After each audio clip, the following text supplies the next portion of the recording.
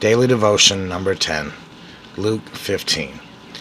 Now all the tax collectors and sinners were coming near Jesus to listen to him.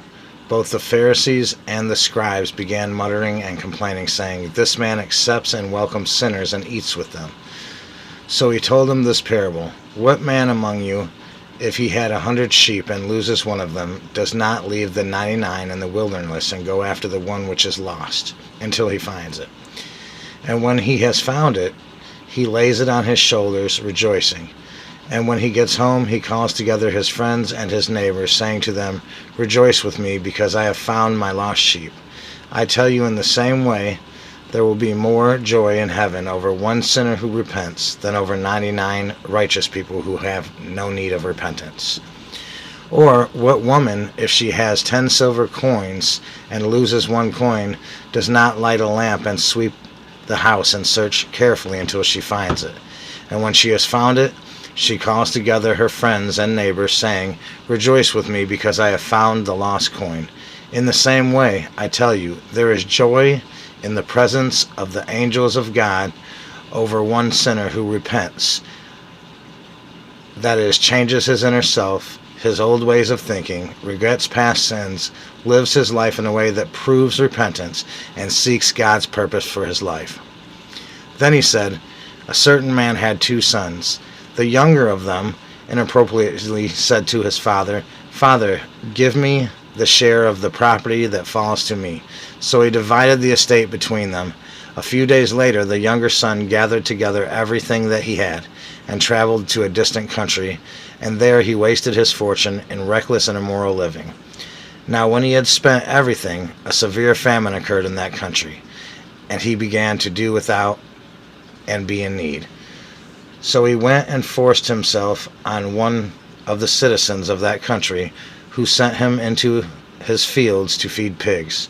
He would have gladly eaten the carob, pods that pigs were eating, but they could not satisfy his hunger, and no one was giving anything to him.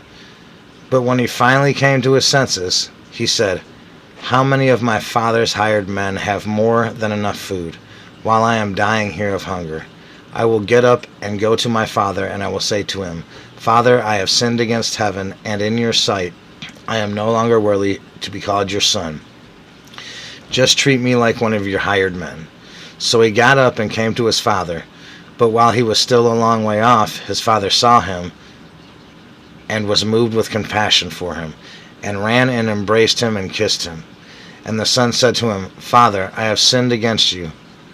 I've sinned against heaven, and in your sight I am no longer worthy to be called your son.'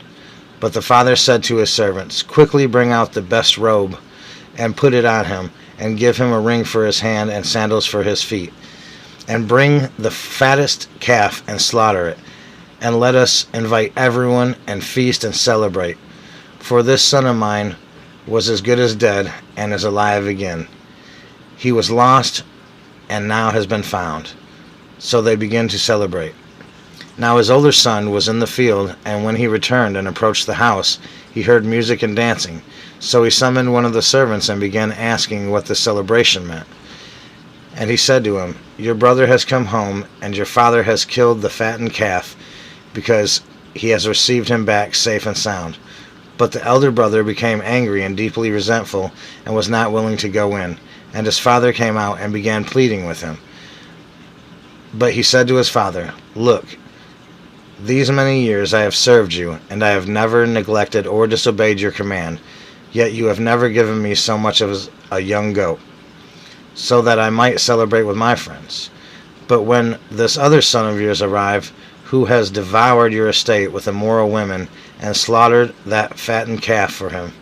The father said to him, 'Son, you are always with me, and all that is mine is yours. But it was fitting to celebrate and rejoice, for this brother of yours was as good as dead, and has begun to live. He was lost, and now has been found.'